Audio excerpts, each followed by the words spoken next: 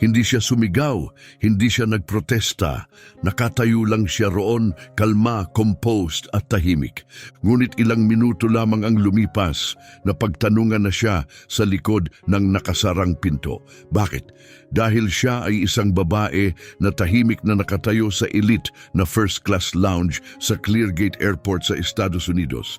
Habang ang iba ay nagpapahinga sa karangyaan, nakasuot ng mamahaling damit at naglalakad na may makinang na bagahe, siya ay pumasok ng simple, hinihila ang isang gamit na carry-on na luma na.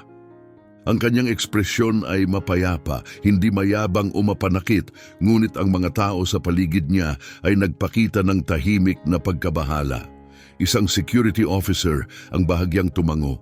Isang lead flight attendant ang nagkunwaring hindi napansin. May mahina na pag-crackle sa radyo. Kung alam man niya na pinagmamasdan siya o piniling huwag tumugon, wala siyang ipinakitang takot o hindi komportable. Sa malinaw na tanawin, dalawang security staff ang papalapit sa kanya, seryoso ang mga mukha at nakatuon ang mga mata sa kanya. Ngunit hindi nila alam na ang tahimik na babaeng ito ay hindi ordinaryo. Siya ay may tahimik na autoridad na lagpas pa sa nakikita ng iba. Sa katunayan, ang kanyang presensya ay malapit ng hamunin ang mismong pundasyon ng sistemang kanilang pinaglilingkuran. At nang kalmado niyang hinila ang kanyang bag at kinuha ang kanyang telepono, nagsimulang magbago ang takbo ng buong airline.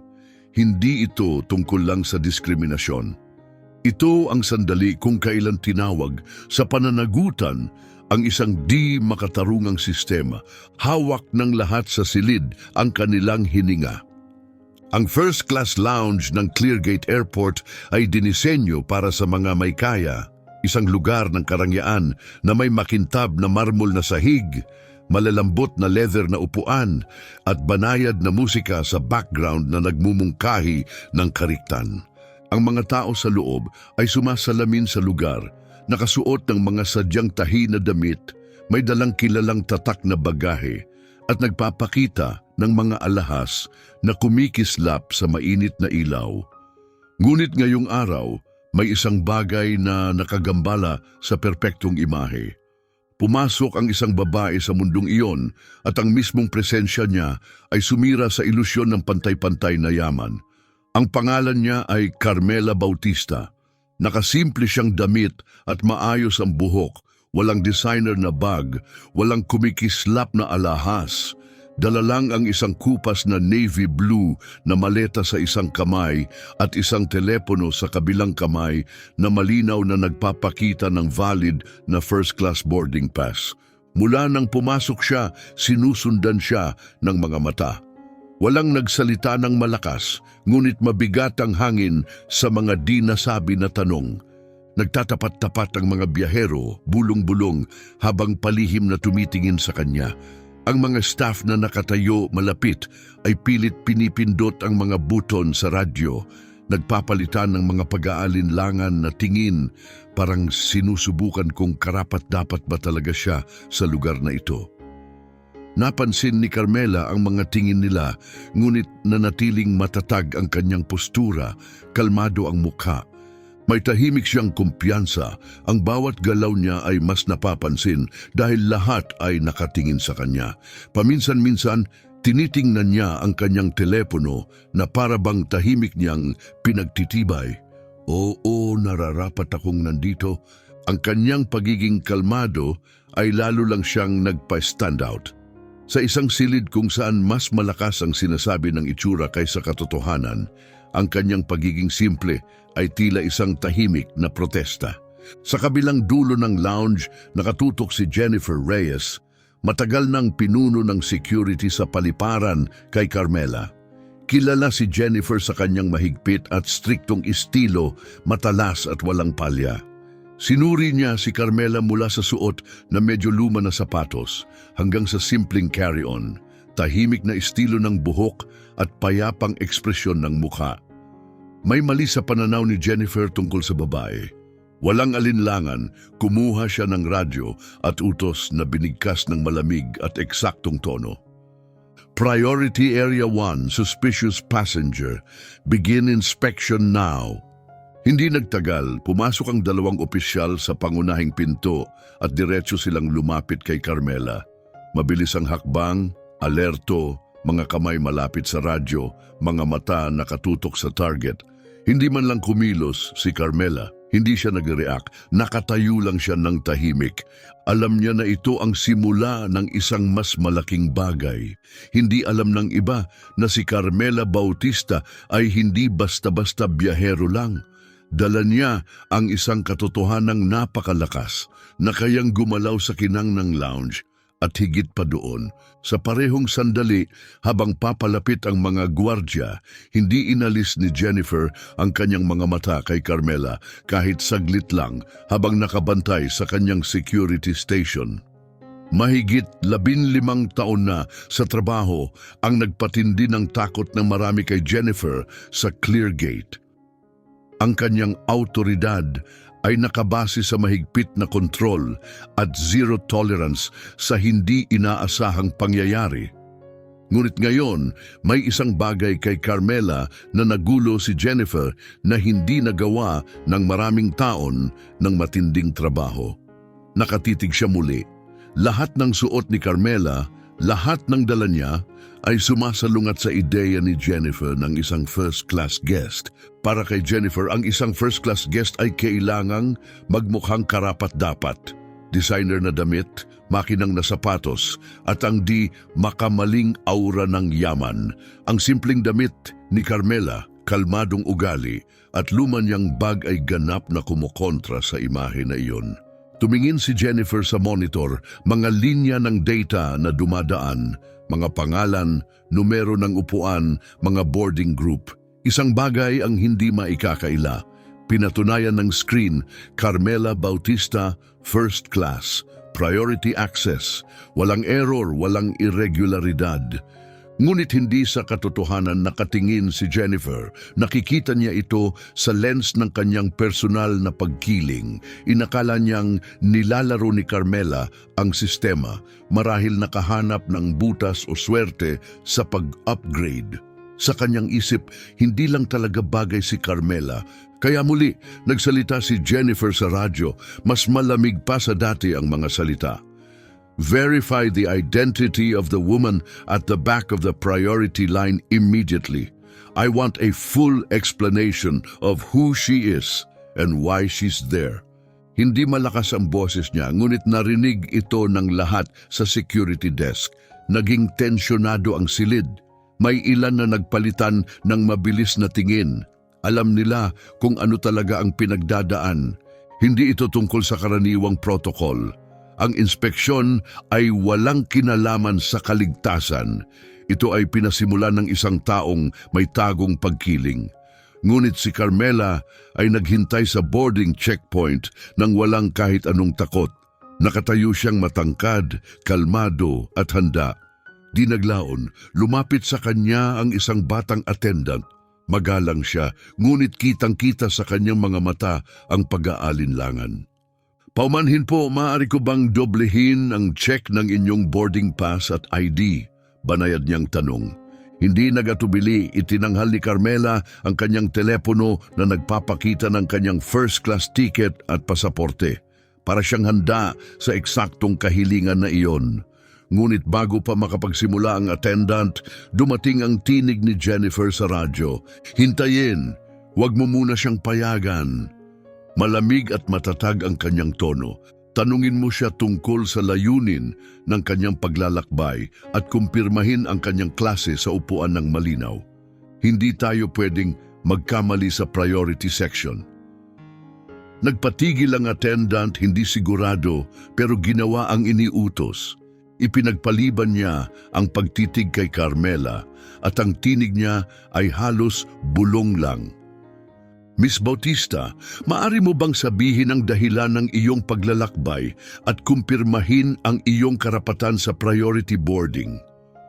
Doon lamang tumingin si Carmela pataas, direkta sa security desk. Nagkatinginan sila ni Jennifer, walang galit, walang takot, puro kalmadong pangunawa. Alam niyang nangyayari at handa siya. Pupunta ako sa Seattle para sa trabaho, wika niya ng malinaw at matatag, at oo, first class ako. Malinaw, matibay, at hindi mapagkakamalang mga salita. Bahagyang nginitian ni Jennifer ng malamig. Perpekto ang sagot ni Carmela, pero hindi pa rin siya kontento. Hindi na ito tungkol sa pag-verify ng detalye ng paglalakbay. Naging personal na labanan na ito, isa sa pagitan ng isang babae na sanay humawak ng kontrol at isa pang tumatangging masira. Lalong bumigat ang tensyon, tahimik na nakatayo ang mga security officers malapit at lahat ng pasahero ay nakatuon sa eksena. May nangyayari, higit pa sa isang karaniwang check. Mula sa kanyang istasyon, pinagmamasdan ni Jennifer si Carmela nang may masikip na tingin, determinado na makakita ng kapintasan. Naniniwala siyang sandali na lang ay magkukulang si Carmela. Palagi niyang inaasahan na susuko ang mga tao sa ilalim ng pressure. Ngunit hindi tulad ng iba, si Carmela Bautista. Hindi alam ni Jennifer na nakaharap niya ang isang tao na mas makapangyarihan kaysa sa inakala niya. At nang magtagpo ang mga mata nila, tila huminto ang buong lugar. Lumakad si Jennifer palayo sa mga monitor at nilapitan si Carmela. Malakas ang tunog ng kanyang takong sa makintab na sahig, bawat hakbang puno ng tensyon. Matindi ang titig niya, hindi lang para mag-imbestiga, kundi para hamunin. Hindi na ito profesional na usapan, naging personal na laban ito ng autoridad at dignidad. Tumigil siya mismo sa harap ni Carmela, tiningnan ang screen ng telepono nito ng mabagal. Pagkatapos, sa mababa at matulis na tinig, sinabi niya, "Nasa maling linya ka, diyan ang economy." Bagaman banayad ang salita, parang suntok ang dating. Sa paligid nila may mga bumulong, humarap ang mga ulo. Ang lounge, dati ay tahimik at marangya, ay napuno ng di kaginhawaan at pagdududa. Lahat ay nakikita ang nangyayari. Hindi ticket ang sinecheck ni Jennifer. Binabasag niya si Carmela, umaasang mapupukaw ito. Ngunit hindi pumansin si Carmela. Itinaas lang niya ang kanyang ulo, tumingin ng diretso sa mata ni Jennifer. Hindi umiba ang kanyang kapanatagan. Isang banayad ng ngiti ang lumabas. Hindi ng pagkatalo, kundi ng malalim na tiwala sa sarili. "Alam ko kung saan ako nararapat," sabi niya ng pantay at composed. Sandali lang ay naging paralisado si Jennifer. Ang tahimik na sagot na iyon ay tumagos sa maingat niyang pagkontrol. Nasaktan ang kanyang pride. Hindi sumigaw si Carmela, ngunit ang kumpiyansa nito ay tila hamon sa lahat ng pinaniniwalaan niyang kontrolado niya. Nagipit si Jennifer, tinakpan ang inis. Tumingin siya sa isang pulis malapit, nagbigay ng tahimik na signal, isang mabilis na galaw ng daliri. "Dalhin siya sa interview room. Kailangan nating beripikahin ang mga detalye niya." Sinunod ng dalawang opisyal. Kahit halatang nag-aalinlangan, hindi sila tumutol. Si Carmela, na parang inaasahan na ito, ay tumangulang. Hindi siya nagreklamo, hindi nagtatanong. Kinuha lang niya ang bag at sumunod sa kanila. Kalmado ang lakad, matatag ang postura. Ang gulong ng kanyang carry-on ay bumubulong sa sahig, sumasalampak sa katahimikan na kumalat sa lounge na parang hamog. Nakatayo si Jennifer, nakatuon ang mata sa likod ni Carmela, puno ng sama ng loob. Sa isip niya, nilabag ni Carmela ang natural na ayos. At para diyan, determinado si Jennifer na turuan siya ng leksyon. Naging personal na laban ito. Isang labanan ng pride at kapangyarihan. Titiyakin niyang mauunawaan ni Carmela ang halaga ng pagtindig laban sa kanya. Ngunit nagkamali si Jennifer ng malaki. Hindi niya alam kung sino ang kanyang kinakaharap. Si Carmela Bautista ay hindi ordinaryong biyahero. Sa likod ng simpleng anyo niya ay isang tahimik na impluensyang sapat na para yumanig sa pundasyon ng Cleargate Airport sa isang iglap. At ang mga epekto ng kanilang pagtatagpo ay nagsisimula na. Hindi pa tapos ang sagupaan. Sa katunayan, nagsisimula pa lang. Mabigat ang hangin sa bigat ng mga pangyayaring darating. Nang mawala si Carmela sa pintuan ng interrogation room, sa wakas ay umikot si Jennifer. May bahagyang ngiti ng tagumpay sa muka. Iniisip niyang siya ang nanalo. Nakontrolado niya ang sitwasyon. Hindi niya alam na ang tunay na kapangyarihan ay nasa babaeng sinubukan niyang patahimikin at ang ilusyon ng kanyang kontrol ay unti-unti nang naglalaho. Bumalik si Jennifer sa kanyang desk. Hindi alam na ang mundo niya ay malalagay sa pagbabago na hindi niya kailanman inasahan. Para kay Jennifer Reyes, ang seguridad sa paliparan ay hindi lang trabaho. Ito ang kanyang kaharian, isang lugar kung saan siya ang naghahari gamit ang autoridad, kontrol at matalim na pakiramdam na hinasa ng maraming taon ng karanasan. Pagkalipas ng 15 taon na mahigpit na namamahala sa operasyon, sanay na siya sa unang impresyon at personal na paghuhusga. At batay dito na pagdesisyonan na niyang hindi nararapat si Carmela Bautista sa unang klase. Para kay Jennifer, sapat na patunay ang payak na kasuotan ni Carmela na hindi siya karapat-dapat tumayo sa linya ng first class kahit ano pa ang nakasaad sa ticket niya. Ngunit hindi alam ng sinuman sa Cleargate Airport, hindi si Jennifer, hindi ang mga opisyal at hindi rin ang mga staff na naglalakad malapit kay Carmela ang katotohanang nagkukubli sa likod ng simpleng e-ticket na iyon. Kahapon lang, inaprubahan ni Carmela Bautista ang 4.8 bilyong emergency rescue plan para sa Grand Sky Airlines. Ang kanyang pirma ang nagsalba sa kumpanya mula sa pagbagsak. Ang desisyong iyon ang nagpanatili ng trabaho ng libu-libong empleyado, nagpapatuloy ang mga biyahe at naiiwasan ang tuluyang pagsasara ng airline. Hindi lang siya makapangyarihang ehekutibo, pinamumunuan niya ang Confidential Auditing Division sa Elite Advalink Group kung saan siya ang nangunguna sa mga sorpresa at lihim na pagsusuri sa mga pangunahing airline partners. Ang biyahe niya ngayon ay hindi para sa aliw o pahinga.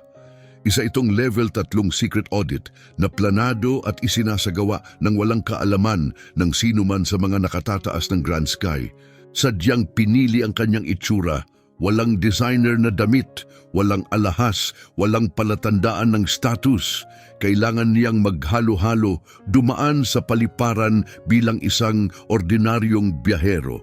Iyon lang ang paraan para tunay na maobserbahan kung paano tratuhin ng mga staff ang mga pasahero, lalo na ang mga hindi mukhang karapat-dapat. Hindi siya pumunta para mag-enjoy sa first class na pribilehiyo, kundi para subukan ang mas mahalagang bagay, ang karakter, etika at pagiging patas ng mga taong nagtatrabaho sa sistema. At ang natuklasan niya ay nakakainis. Mula sa pagpasok niya sa lounge, naramdaman niya ang banayad ngunit hindi maitatangging bigat ng pagkiling, lalo na mula kay Jennifer Reyes, ang taong dapat sana ang ehemplo ng profesionalismo. Sa halip na maging patas, hinayaan ni Jennifer na mangibabaw ang kanyang personal na pagkiling. Hindi lang niya kinuwestiyon ang presensya ni Carmela, nilait pa niya ito. Lahat dahil hindi tumutugma si Carmela sa makitid na imahen ng marangyang buhay na iniisip ni Jennifer. Ngayon, sa ilalim ng malamig na puting ilaw ng makipot na interrogation room, nanatiling kalmado si Carmela. Walang galit, walang takot, puro focus. Mas lalong naging mahalaga ang misyon na kanyang tinutupad. Hindi na ito usapin lang tungkol sa pamantayan ng airline. Isa na itong paalala sa lahat ng may tungkuling humarap sa customer. Huwag kailanman isakripisyo ang dangal ng isang tao. Sa labas ng silid, naniniwala pa rin si Jennifer na siya ang nananalo. Inakala niyang babagsak si Carmela, mahihiya at maglalaho ng tahimik. Hindi niya alam na ang perang inaakala niyang ligtas, halos 5 bilyong dolyar, ay nakataya. At si Jennifer mismo ang nagtutulak sa panganib ng pagbagsak nito. Wala siyang ideya na ang babaeng sinusubukan niyang wasakin ay may kapangyarihang mas malaki pa kaysa sa naisip ng sinuman sa Cleargate. Sa loob ng silid, nakaupo si Carmela ng tuwid sa metal na mesa. Mahinhin ang mga kamay, composed ang postura. Ang malamig na ilaw sa itaas ay bahagyang kumikindat nang pumasok ang isang matangkad na opisyal. Hindi mabasa ang mukha niya, matatag ang tindig. Bumukas siya ng maliit na notebook at tinanong ng walang emosyon, "Buong pangalan mo?" "Carmela Bautista," sagot niya, malinaw at diretsyo. Isinulat niya ito at muling tumingin. "Ano ang layunin ng paglalakbay mo ngayon?" "Para sa trabaho," sagot ni Carmela. Hindi nagbago ang tono, kalmado at profesional, walang paliwanag. Nungiti ng bahagya ang opisyal. Pinagmamasdan niya ang kulay abo niyang turtleneck, simpleng pantalon at simpleng sapatos. Hindi ito tugma sa imahe ng isang business traveler na araw-araw niyang nakikita. Kung business trip ito, matalim niyang tanong, "Bakit ganito ang kasuotan mo?" Nakahang ang tanong, puno ng paghuhusga. Hindi kumurap si Carmela. Bahagyang iniikot ang ulo, titig sa opisyal. "Wala sa pananamit ang dahilan ng paglalakbay ko. Ibig mo bang sabihin ay iba?" Nabigla ang opisyal. Hindi niya inaasahan ang maayos at matalim na sagot. Habang nag-aalinlangan, isang babaeng opisyal ang nagsimulang suriin ang bag ni Carmela. Binuksan niya ito at inilabas ang laptop, maliit na notepad at isang nakaselyong sobre na may pulang wax insignia ng Advalink Group. Itinaas niya ang sobre, nakataas ang kilay. "Ano ito?" "Mga gamit sa trabaho," sagot ni Carmela, matatag ang tinig. "Kailangan naming buksan ito," sabi ng lalaking opisyal, abot ang kamay sa selyo, pero pinigilan siya ni Carmela, kalmado, matatag at may autoridad. "Kailangan ninyo ng abogado at kautusan mula sa korte para buksan yan. Kung hindi, labag ito sa batas." Naging tahimik ang silid. Nagpalitan ng tingin ang dalawang opisyal, halatang nagulat sa kanyang pagkakakalmado at sa kanyang kumpiyansang legal. Hindi pa sila nakatagpo ng pasaherong ganito. Sa security room, pinanood ni Jennifer ang footage. Unti-unting nawala ang kanyang mapagmataas na ngiti. Hindi niya inaasahan na ganito kalakas ang kontrol ni Carmela at ganun kaalam. Lalong tumindi ang inis niya. Sa unang pagkakataon, naramdaman ni Jennifer ang higit pa sa inis, pag-aalala. Sa interrogation room, hindi na nagsalita si Carmela. Kalmado niyang kinuha ang nakaselyong sobre mula sa opisyal at ibinalik sa bag, tinakpan ng mahinhin na zipper. Malakas ang kapangyarihan ng kanyang katahimikan. Tumingin siya ng diretso sa kanila at sinabi, "Kung random inspection ito, ilagay iyon sa report. Kung pinili akong ihiwalay, gusto ko nang nakasulat na paliwanag kung bakit." Hindi nanginginig ang boses niya, hindi ito tumindi, pero puno ng bigat. Hindi na ito tanong kung nararapat ba si Carmela Bautista sa first class. Ngayon, ang totoong tanong ay kung handa ba ang Cleargate Airport at si Jennifer Reyes harapin ang mga kahihinatnan ng paraan ng pagtrato nila sa mga taong hindi tumutugma sa kanilang inaasahan. Nabigla ang dalawang opisyal at nanahimik. Nang hindi nagsasalita, si Carmela Bautista ang nagbaliktad ng kapangyarihan. Siya na ang may kontrol ngayon. Muling bumukas ang pinto na may kalansing. Ang mga opisyal, halatang kinakabahan, ay naggalang sa kanya na lumabas. Tumayo si Carmela, matatag at tiyak ang kilos. Lumakad siya ng may tahimik na lakas, walang emosyon sa mukha, tanging matatag na determinasyon lamang.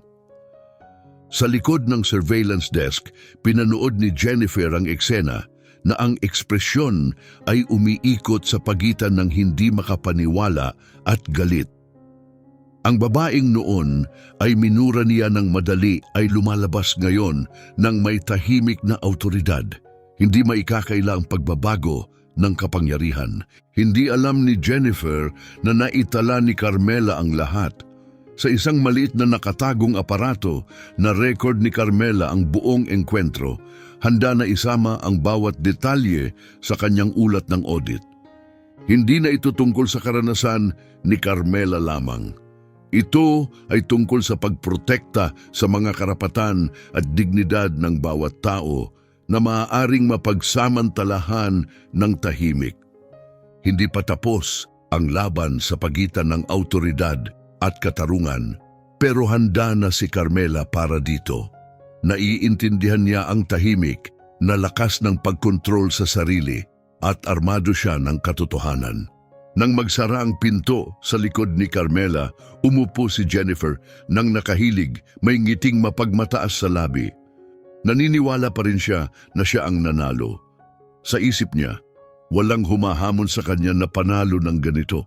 Pinanood niya si Carmela sa monitor habang umiinom ng malamig na kape. Parang reyna na nanonood ng kanyang korte.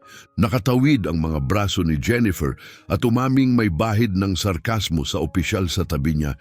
Tingnan mo siya, kumikilos na parang siya ang boss. Nakakatawa. Akala niya dahil may ticket siya, kasama na siya sa amin. Napilitang tumango ang junior officer, hindi komportable pero nanahimik. Walang nangahas na hamunin si Jennifer, alam nilang ganun siya magpatakbo. Ang kapangyarihan niya ay nakabase sa takot at agad na winawasak ang anumang pagtutol. Hindi lang ito personal na kasiyahan para kay Jennifer.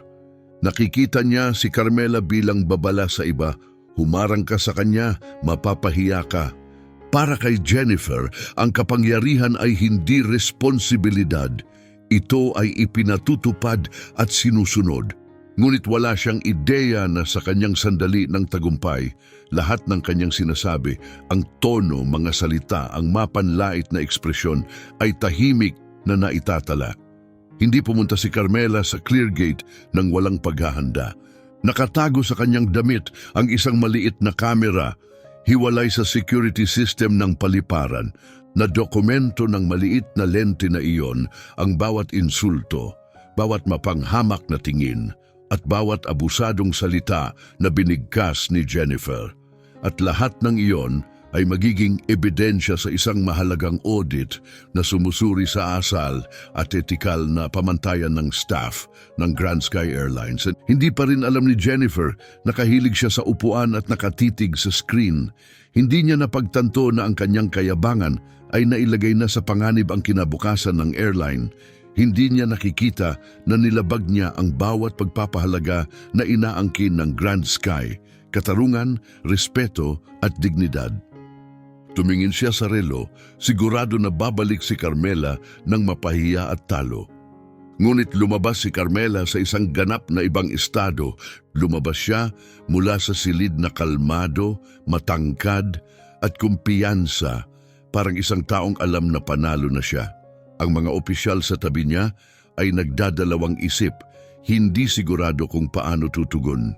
Hindi nagsalita si Carmela, hindi niya kailangan, nasa kanya na ang katotohanan, hindi ito tungkol sa paghihiganti. Determinado si Carmela na ipakita ang mas malaking punto, na bawat tao, anuman ang hitsura, ay karapat-dapat tratuhin ng may respeto. At si Jennifer, malapit na siyang harapin ang bunga ng kanyang mga aksyon. Ngunit pagsapit noon, huli na, lahat ng sinabi at ginawa niya ay bahagi na ng isang detalyadong ulat.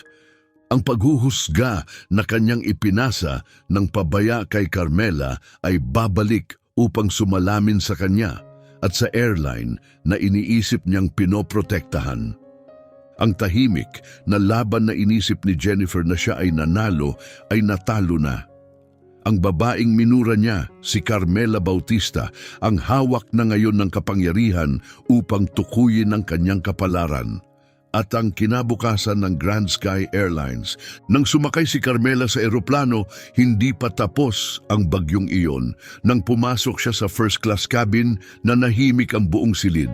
Maraming mga mata ang nakatingin sa kanya, may ilan na naguguluhan, may iba na may pag-aalinlangan. Para bang hindi siya kabilang doon, sa kabila ng pagtatanong at pagpapahiya na kanyang tiniis, lumakad si Carmela nang may biyaya at katiyakan papunta sa kanyang upuan. Hindi siya napatitinag ng mga titig nila.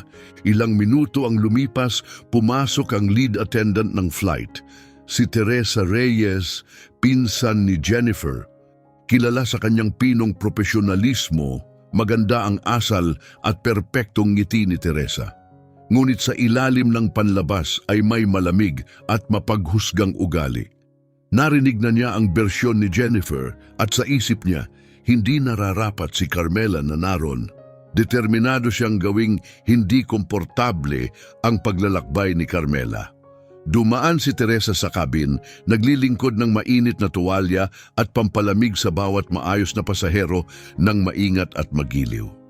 Inasikaso niya ang pangangailangan ng lahat, nag-alok ng mga ngiti at tiniyak na bawat customer ay naramdaman na pinahahalagahan. Pagdating niya sa row ni Carmela, nagbago ang kanyang ekspresyon. Nang hindi nagsasalita, nilingon niya si Carmela na parabang wala itong presensya, parang isang walang tao na upuan lamang. Pagkatapos ay lumiko siya at umalis, hindi pinansin si Carmela. Ngunit hindi ito ininda ni Carmela. Umupo siya ng maayos sa kanyang upuan. Ang kanyang presensya ay isang tahimik na anyo ng lakas.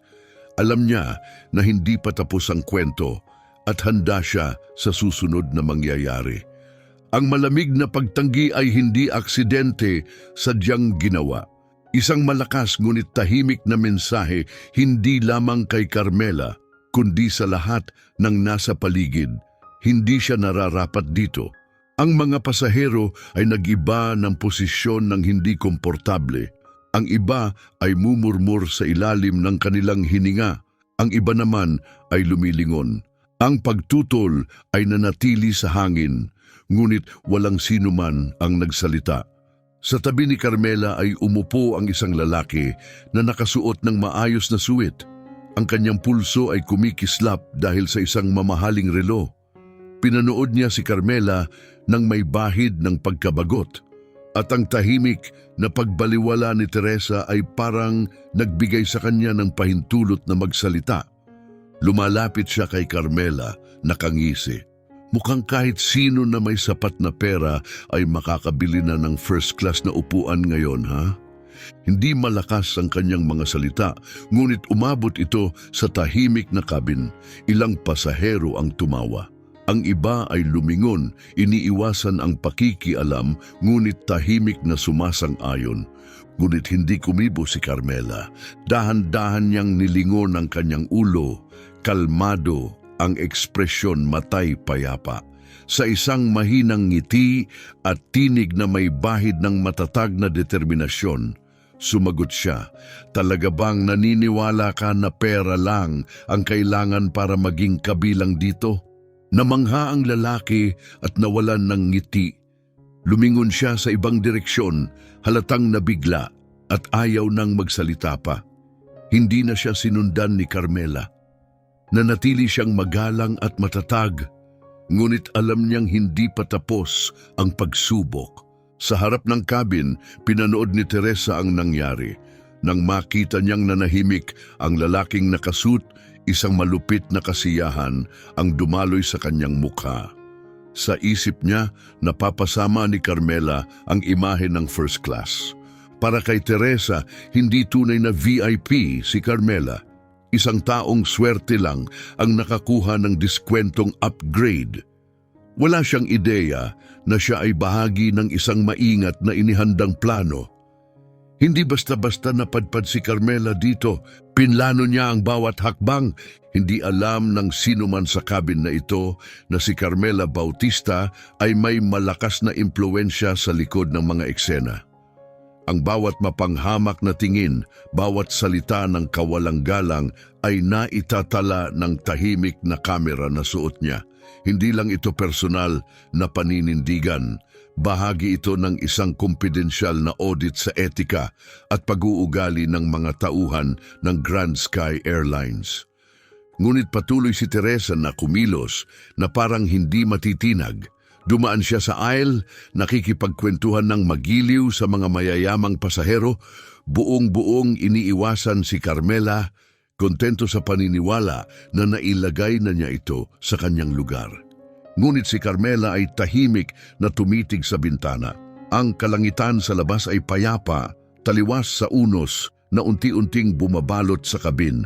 Nauunawaan niyang simula pa lamang ito ng paglalakbay. Ang mga nagmataas sa kanya ay malapit ng harapin ang katotohanan ng kanilang ginawa. Hindi siya narito upang kunin lang ang isang upuan. Narito siya upang ipaglaban ang isang mas mahalagang bagay, ang dignidad ng bawat pasahero kahit ano pa ang kanilang itsura. Ang tahimik na labanan na inisip ni Teresa at Jennifer na kontrolado nila ay unti-unting natutunaw. Ang tahimik na lakas ni Carmela ay unti-unting binabago ang daloy. Habang patuloy na nakatitig si Carmela sa labas, nawala sa kanyang pagninilay, isang tinig ang tumawag sa kanya. "Patawarin po, Miss Bautista. Kailangan naming ilipat kayo sa likod na upuan para po ito sa timbang ng eroplano." Nakatayo si Teresa Reyes sa tabi ng upuan ni Carmela. Malambing ngunit matalim ang tono niya, pilit ang ngiti. Malakas ang pagsasalita upang marinig ng iba ang utos. Nakatitig ang mga mata sa kanya, hindi sigurado kung ano ang iisipin. Tiningnan ni Carmela si Teresa at naghintay ng ilang segundo, hindi nagsalita, tinanong lang siya ng tingin. Ang paghinto na yon ay nagdulot ng pag-aalinlangan kay Teresa. Sa wakas, sumagot si Carmela, mahina ngunit kalmado ang boses. Timbang ng eroplano, inuulit niya ng may pagkadetalye. "Bakit ako lang ang nililipat?" Nadapa si Teresa. Hindi siya inaasahan ang pagtutol, lalo na ang may ganitong kalakas na tindig. Palibot nila, ang mga pasahero ay yumuko ng bahagya. Nagkakalog ang mga bulong. Unti-unting lumitaw ang pagdududa. Nadapa si Teresa sa sagot, "Karaniwan lang po yan. Pinahahalagahan namin ang inyong kooperasyon." Ngunit lalo lang nitong pinalala ang sitwasyon. Malinaw sa lahat na hindi ito tungkol sa kaligtasan, ito ay upang itangi si Carmela. Nagsimulang bumagsak ang kumpiyansa ni Teresa. Naghahanap siya ng suporta, ngunit ang mga pasaherong dati tumawa ay tahimik na nakatingin, lalong hindi komportable. Hindi nakipagtalo si Carmela, hindi niya tinaas ang boses. Kinuha niya lang ang kanyang telepono. Binuksan ang secure na audit app ng Advalink Group at nag-type siya ng maikli pero matatag na mensahe. Level 3 audit kumpleto. Simulan ang full internal investigation. Pinindot niya ang send. Ang isang pagkilos na iyon ay nagpasimula ng sunod-sunod na pananagutan na hindi na mapipigilan. Lahat, asal ni Jennifer, ugali ni Teresa, salita ng lalaki, ay bahagi na ng ulat na aabot sa pinakamataas na antas. Nakatayo si Teresa na parang nagyelo, nararamdaman niyang may mali, ngunit hindi niya maintindihan kung gaano na kalala ang sitwasyon.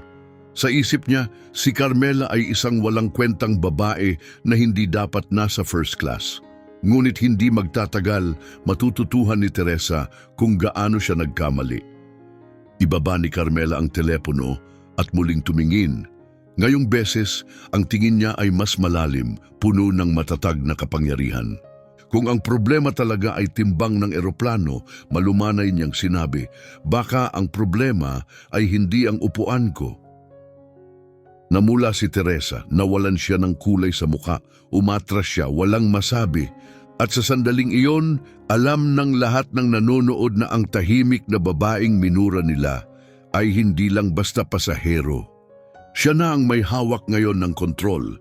Tahimik ang buong kabin, nanatili si Carmela sa kanyang upuan, kalmado at mahinahon, ngunit ang kanyang tahimik na presensya ay ngayon ay may higit na bigat kaysa sa kapangyarihan na dati nilang hawak ni Teresa at Jennifer. Ang ilusyon ng kanilang kontrol ay unti-unting nabubuwag sa bawat segundo. Ilang minuto na lang bago ang take-off. Ngunit wala sa dalawang babae ang makapaniwala sa unos na malapit ng sumabog. Isang unos na maghahatid ng alon na lalampas pa sa kanilang mga titulo sa trabaho. Ang mismong babae na kanilang minura, pinahiya at hinusgahan ay ngayon ang may kapangyarihang magdesisyon ng kinabukasan ng Grand Sky Airlines. Ang lihim na labanan na inakala nilang panalo sila ay tuluyang bumaligtad. Kaunti lang ang sinabi ni Carmela, ngunit handa na siya. Dahil ngayon, ang kinalabasan ng labanang ito ay nakasalalay sa kanya. Nang tuluyang huminto ang eroplano sa runway ng Seattle, halata ang tensyon sa loob ng cabin. Nanatiling mahinahon si Carmela, may dignidad, hindi naapektuhan ng mga nangyaring pagsubok. Ngunit sa kalooban, alam niya, dumating na ang sandali ng katotohanan. Pagkapuputol ng makina at pagbukas ng mga pintuan, nilapitan siya ng isang opisyal ng paliparan na may matatag na tono at seryosong ekspresyon. Miss Bautista, samahan niyo po kami. Hindi nagatubili si Carmela. Tumayo siya ng may biyaya, tumingin ng huling beses kay Teresa Reyes na nakatayo malapit, halatang nananakit ang loob at hindi na kayang tumingin kay Carmela. Ilang minuto ang lumipas, inakay si Carmela sa isang secure na conference room sa paliparan, isang formal at walang personal na espasyo na may mahabang makintab na mesa at mga swivel chair. Nasa mesa ang isang senior executive ng Grand Sky Airlines, dalawang uniformed security officers, si Teresa Reyes, puti ang mukha at balisa, at isang FAA compliance officer na tahimik ngunit matindi ang pagtutok. Naging tahimik ang silid pagpasok ni Carmela. Lahat ng mga mata ay nakatuon sa kanya, naghihintay ng paliwanag, marahil isang paghingi ng tawad. Ngunit nanatiling kalmado at maingat si Carmela. Umupo siya nang hindi nagmamadali, nililibot ang tingin sa buong silid bago itinutok ito kay Teresa. Mabigat ang katahimikan pagkatapos binalisa ito ng executive ng airline. Miss Bautista, natanggap namin ang mga ulat na sinira ninyo ang operasyon ng flight at tumangging sumunod sa mga safety procedures. Hindi agad sumagot si Carmela. Hinugot niya mula sa kanyang bag ang isang selyadong sobre, may malinaw na pulang selyo ng Advalink Group. Bawat kilos ay may layunin. Nagbago ang hangin sa loob ng silid. Ramdam ng lahat na may seryosong bagay na mangyayari. Binuksan niya ang sobre at inilagay sa mesa ang isang mataas na klase ng dokumento, may selyo ng kanyang pangalan at opisyal na titulo. Ako si Carmela Bautista, Senior Ethics Auditor ng Advalink Group. Panimula niya, matatag ang boses at malinaw. Nagpahinga siya saglit, hinayaan ang bigat ng pahayag na dumampi bago ipagpatuloy. At ikinalulungkot kong ipaalam sa inyo na bumagsak ang Grand Sky Airlines sa Operational Ethics Audit. Agad ang epektos, nanlaki ang mga mata ng executive ng airline. Hindi niya alam na bahagi pala ang flight na ito ng isang lihim na pagsusuri. Nagtinginan ang dalawang opisyal na tulala. Mabilis na nagsimulang magtala ang opisyal ng FAA. Nanginig ang mga kamay ni Teresa nang maunawaan niya ang buong kahihinatnan ng kanyang ginawa. Walang nakapaniwala na ang pasaherong kanilang pinagtawanan ay siya palang makapaghuhukom ng kanilang kapalaran. Tumindi ang tinig ni Carmela. Bawat kilos ng pagkiling, kawalang-galang at hindi propesyonal na pag-uugali na aking nasaksihan ngayon ay naitala ng buo. Sabi niya, nakatingin ng diretso kay Teresa. Ngunit higit pa sa kilos ng iilang tao, ang ikinakabahala ko ay ang pagtanggap ng ganitong toxic culture sa sistematikong antas. Bukas na ang bibig ng executive upang magpaliwanag, ngunit itinaas ni Carmela ang kanyang kamay, pinutol siya. Hindi ako narito para sa mga salita, seryoso niyang sinabi. Ang inaasahan ko ay aksyon, ang tapang na kilalanin at itama ang seryosong pagkukulang sa mga halaga at pamumuno. Walang sumagot, walang makapagsalita. Lubos nang nagbago ang kapangyarihan sa silid at ramdam ng lahat. Ang pagtatangkang mangibabaw ni na Jennifer at Teresa ay nagdulot ng krisis na higit pa sa kanilang inaasahan. Umupo si Carmela nang walang ekspresyon sa mukha, ngunit ang kanyang presensya ay hindi matatawaran. Sa sandaling iyon, malinaw sa lahat, si Carmela Bautista ay hindi lamang isang respetadong executive. Siya ay hatol at ang mga nagturing sa kanya ng hindi patas ay kailangang managot. Pagkatapos kalmado niyang kinuha ang telepono. Nang walang salita, pinindot niya ang screen at ikinonekta ito sa projector ng silid. Nagbago ang blangkong pader sa likod niya. Nais kong makita ninyo ang katotohanan, sabi niya, boses na bakal ang tindi. Ilang segundo ang lumipas, lumabas sa screen ng malinaw na footage, audio at video ng mga di maikakailang diskriminasyon nina Jennifer Reyes at Teresa Reyes. Mga pagtitig na may pagwawalang bahala, mga ngiting mapanukso, malalamig at mapanlait na salita, lahat na itala ng malinaw, walang pagdududa, walang pagtanggi. Ang ebidensya ay matindi. Namangha ang executive ng airline, nanlaki ang mga mata habang unti-unting tinanggap ang katotohanan. Ang mga taong pinagkatiwalaan niyang panatilihin ang halaga ng kumpanya ay naihayag bilang simbolo ng lahat ng kanilang tinututulan. Para kina Teresa at Jennifer, ang kanilang kumpiyansang mukha ay nabasag sa sandaling iyon. At ang babaeng kanilang sinubukang burahin mula sa larawan, si Carmela Bautista, na tahimik, mahinahon at ordinaryong anyo, ay siya na ang may hawak ng lente ngayon. Sa kabilang dako ng silid, nakaupo si Teresa na tila paralysis, nanginginig ang katawan, may malamig na pawis sa noo. Naramdaman niya ang takot nang panoorin ang footage, ang kanyang sariling pag-uugali, pati na rin ni Jennifer, na buong detalye na naipakita sa harap ng seryosong opisyal ng FAA at ng mga nagulat na executive. Napahinto ang kanyang hininga nang makita ang buong lawak ng kanilang ginawa. Dahan-dahang tumayo ang kinatawan ng Grand Sky Airlines. Ang mga balikat ay nakayuko sa bigat ng kahihiyan. Bahagyang nanginig ang kanyang tinig nang kausapin si Carmela. Miss Bautista, sa ngalan ng Grand Sky Airlines, taus-puso kaming humihingi ng paumanhin. Ang ganitong pag-uugali, ang ganitong trato ay hindi katanggap-tanggap at kami, itinaas ni Carmela ang kamay, pinutol siya sa kalagitnaan ng pangungusap. Hindi umiling ang kanyang tingin, matatag ang kanyang ekspresyon. Hindi ako narito para sa mga paumanhin. Tumingin siya ng diretsyo sa kanyang mga mata at tinig niya'y tumagos sa mabigat na katahimikan. Ang gusto ko ay tunay na pananagutan, hindi mga salitang walang laman. Gusto kong makita ang kumpanya ninyong kilalanin ang mga pagkukulang nito at magpatupad ng makabuluhang pangmatagalang pagbabago. Naging mas malalim ang katahimikan sa silid, hindi dahil sa gulat, kundi dahil sa pagkatanto. Bumalot ang kahihiyan sa mga executive na parang makapal na ulap.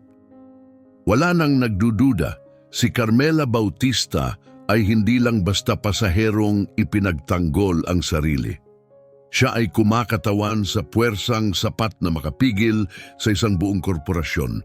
Si Teresa, wasak at maputla, ay nakaupo na nakakapit ng mahigpit ang mga kamay sa kanyang kandungan. Hindi niya kayang tumingin kay Carmela, hindi siya makapagsalita. Sa kailaliman ng kanyang puso, alam niya, dito na nagtapos ang kanyang karera sa Grand Sky Airlines. Pagkatapos nagsalita ang opisyal ng FAA, mababa, ngunit may utos ang tinig. Ang footage at testimonya ay nagpapakita ng malaking paglabag sa mga etikal at propesyonal na pamantayan. Dapat maghain agad ang Grand Sky ng komprehensibong plano ng aksyon. Hindi ito maaaring palampasin. Lumilingon si Carmela sa mesa sa mga nagulat na executive, mga tahimik na security officers, mga nalilitong flight crew at sa seryosong regulator. Kalmado ang boses niya, ngunit may lalim ng pangwakas na desisyon.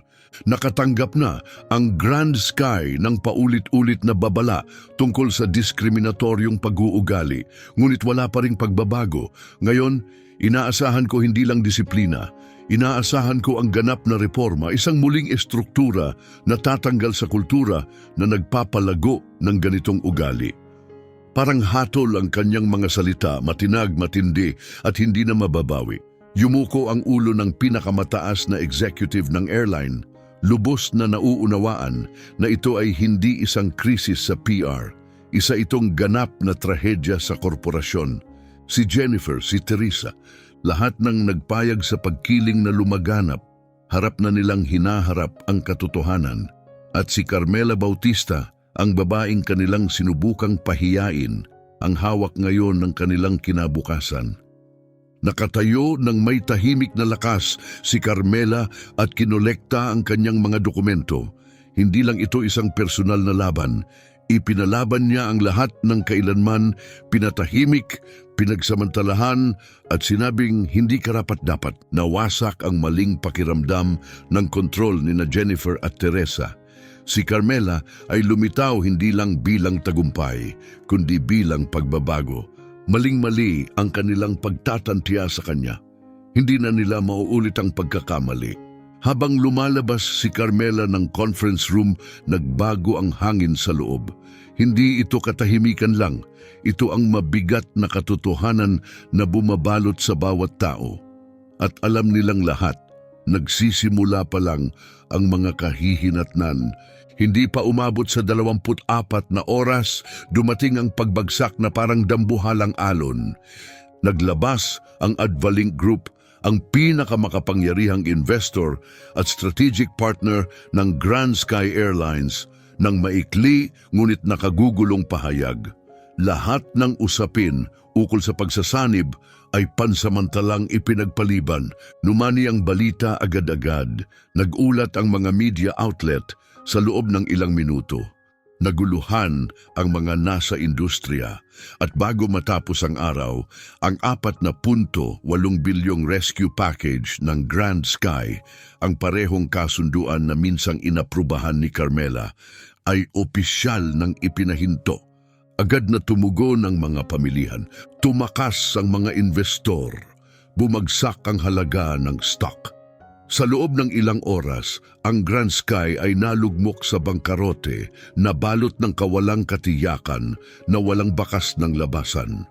Sa loob ng punong tanggapan ng kumpanya, sumabog ang takot. Si Jennifer Reyes, dating tagapangalaga ng seguridad sa Cleargate Airport, ay nakatanggap ng isang huling abiso. Suspindido siya ng walang pasahod, walang paliwanag. Ang kanyang karerang inukit sa maraming taon ay nawasak ng magdamag. Si Teresa Reyes, ang flight attendant na nanglait kay Carmela sa 30,000 talampakan, ay nakaranas ng kaparehong kapalaran. Tinanggalan ng lahat ng pribilehiyo, inalis sa mga international at premium na serbisyo at inilipat sa mababang priority na domestic routes. Ang pagbagsak ay hindi tahimik, ito ay nakapagpahiya. Ngunit hindi dito nagtapos ang mga kahihinatnan. Lahat ng empleyado na sangkot, direkta man o tahimik na tagamasid ay kailangan ng sumailalim sa espesyalisadong pagsasanay sa etika at anti-diskriminasyon at hindi basta-basta lang na kurso. Isang komprehensibong programa ng pagbabago sa kultura na inihanda mismo ni Carmela Bautista. Hindi ito isang PR na hakbang. Ito ang simula ng sistematikong pagbabago na nakaugat sa dignidad ng tao, respeto, at malinaw na mensahe na hindi na pahihintulutan ang kawalang katarungan. Ang dating kumpiyansang mga bulwagan ng Executive Office ng Grand Sky ay naging magulo. Tumunog ang mga linya ng telepono, lumipad ang mga email. Nagmamadaling intindihin ng mga empleyado kung paano isang insidente ang nagpatumba sa buong operasyon. Ngunit hindi lang ito isang insidente. Ito ay bunga ng maraming taon ng hindi pinigilang pagkiling, mahinang pamumuno at kulturang inisip na ang kapangyarihan ay pagiging higit. Sa isang emergency board meeting, nagtipon ang mga nangungunang decision maker ng Grand Sky sa kalungkutan, desperadong naghahanap ng daan pasulong. Ngunit sa kaibuturan, alam nila, hindi na sila makakatakas, hindi na nila maitataboy ang sisi. Dumating na ang paghatol, at ito ay dumating sa anyo ng isang tahimik, marangal at matatag na babae na tumangging hayaang malampasan ang kawalang katarungan. Ang nangyari pagkatapos ay natural na bunga ng matagal nang hindi pinapansin na kultura na nakabase sa pagkiling, paboritismo at kawalang katarungan. Sa ibang lugar, binabasa ni Carmela Bautista ang mga headline at pinapanood ang mga reaksyon ng may tahimik at matatag na paninindigan. Wala siyang kasiyahan sa pagbagsak ni na Jennifer at Teresa. Walang ligaya sa panunood ng pagbagsak ng mga karera. Ang naramdaman niya ay kalinawan na ipaghiganti ang katarungan. Para kay Carmela, hindi ito tungkol sa paghihiganti, ito ay tungkol sa pagbabago. Tunay at pangmatagalang pagbabago, isang pagbabago na humahawak sa paraan ng pag-iisip, kilos at pagtrato ng mga tao sa isa't isa, anuman ang itsura o posisyon. Para sa Grand Sky Airlines, ang mabigat na kapalit na kanilang binayaran ay hindi lamang parusa. Isa itong makapangyarihang aral para sa buong industriya ng serbisyo. Walang sino man ang may karapatang tratuhin ang kapwa ng walang respeto. At ang kapalit ng pagkiling, ito ay nakapipinsala. Ang laban na inakala ni na Jennifer at Teresa na kanila ang panalo ay nagtapos na.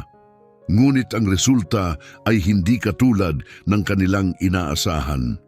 Si Carmela Bautista, ang tahimik na babaeng kanilang minura at binaba, ang nagpaliko ng kanilang buong mundo. Isang linggo pagkatapos ng iskandalo, bumalik sa dati ang takbo ng Cleargate Airport. Kumilos muli ang mga tao, nagpatuloy ang mga flight at muling napuno ng karangyaan ang mga lounge at terminal. Ngunit may nanatili, mga bulong, mga tinging palihim. Ang alaala ng nangyari ay patuloy na umuukit. Isang tahimik na paalala kung gaano kabilis ang kawalang katarungan ay maaaring sumira sa lahat. Sa hapon, bumalik si Carmela. Ngayon naglakad siya sa Cleargate hindi bilang isang misteryosong pasahero o tago na auditor, kundi bilang siya mismo. Wala nang mga titig. Naubos na ang mga bulong. Gumalaw ng may paggalang ang mga tao sa paligid niya, nararamdaman kung sino siya at kung ano ang kinakatawan niya. Naglakad siya ng kalmado, may parehong mahinahong biyaya na nagdala sa kanya sa lahat ng nangyari. Walang mayabang sa kanyang mukha, walang pag-aangat sa sarili, puro tahimik na kapayapaan. Habang naglalakad siya sa isang koridor, napansin niya ang isang pamilyar na tao sa likod ng maliit na customer service desk na nasa arrival area. Siya ay si Jennifer Reyes, hindi na nasa posisyon ng kapangyarihan, suot na niya ang karaniwang uniforme. Wala na ang kanyang pangalan sa badge. Ang kumpiyansa at makapangyarihang presensya na dati niyang ipinapakita ay napalitan ng isang bagay na mas maliit, isang bagay na winasak ng pagsisisi. Tumigil si Carmela. Pinanood niya si Jennifer mula sa malayo. Hindi na may galit o paghamak, kundi may malalim na pag-unawa. Dati nasa tuktok si Jennifer ng hierarkiya. Ngayon, tinanggal sa ranggo at reputasyon, nag-iisa siyang nakaupo ng tahimik. Naramdaman ang presensya, dahan-dahan na tumingin si Jennifer pataas. Nagtagpo ang kanilang mga mata. At sa mukha ni Jennifer, nakita ni Carmela ang katotohanan. Kahihiyan, takot, at sa wakas pagkilala. Alam ni Jennifer na siya ay nagkamali. Lumapit si Carmela sa desk, tumigil sa harap nito. Ibaba ni Jennifer ang kanyang tingin at halos hindi marinig ang pagbulong. Patawad po. Sandali lang na walang sinabi si Carmela. Tiningnan lang niya si Jennifer. Pagkatapos, sa mahinahong tinig, sumagot siya. Tama ka sa isang bagay, Jennifer. Hindi ako tulad ng karamihan sa mga tao sa first class. Malambing ang tono, ngunit ang mga salita niya ay may tahimik na lakas. Hindi ako dumating para sa upuan. Dumating ako para makita kung ilan pa ang nakakaalala kung paano tratuhin ang iba ng may dignidad. Walang galit sa tinig niya. May biyaya, lakas at malalim na kabaitan na mas tumama kaysa sa anumang paratang. Napuno ng luha ang mga mata ni Jennifer. Sa wakas, naunawaan niya ang bigat ng kanyang pagkakamali. Tumango si Carmela ng isang beses pagkatapos ay lumiko at umalis. Tumigil ang mga tao sa paligid, nanonood ng tahimik. Mga tauhan at manlalakbay ay nanatiling nakatayo, naantig sa palitan ng salita. Hindi nila kailangan ng paliwanag. Nasaksihan nila ang isang makapangyarihang sandali, isang aral na higit pa sa parusa o tagumpay. Hindi ito tungkol sa kapangyarihan, ito ay tungkol sa prinsipyo. Malinaw ang huling mensahe ni Carmela, ang halaga ng tao ay hindi nasusukat sa titulo o itsura. Ito ay nakadepende sa kung paano tayo nagtatrato sa isa't isa na may respeto, empatya at malasakit. Mula noon, ang kwento ni Carmela Bautista at ng Grand Sky Airlines ay naging higit pa sa isang iskandalo. Ito ay naging isang aral, isang paalala sa kapalit ng kayabangan at lakas ng kababaang loob. Ang mga minsang humusga sa kanya ay natutunan ang isang masakit na katotohanan. Ang pagkiling ay hindi mabubuhay sa harap ng tapang at katotohanan. At ang pinakamalakas na kapangyarihan ng isang tao ay hindi ang kontrol. Ito ay ang malasakit. Nang mawala si Carmela sa gitna ng mga tao, hindi na siya lumingon pa. Ang paliparan na dati ay puno ng ingay ay tila naging tahimik, halos magmuni-muni. Parang lahat ng nakasaksi sa kanyang kwento ay iniwan ng isang bagay na dapat pag-isipan. Hindi nagtapos ang kanyang kwento sa kanyang tagumpay. Nagtapos ito sa isang katotohanan na dapat nating dalhin. Tratuhin ang iba ng may dignidad, magpakita ng kabaitan kahit sino pa ang nasa harap mo. Dahil sa huli, ang respeto ang tunay na anyo ng lakas.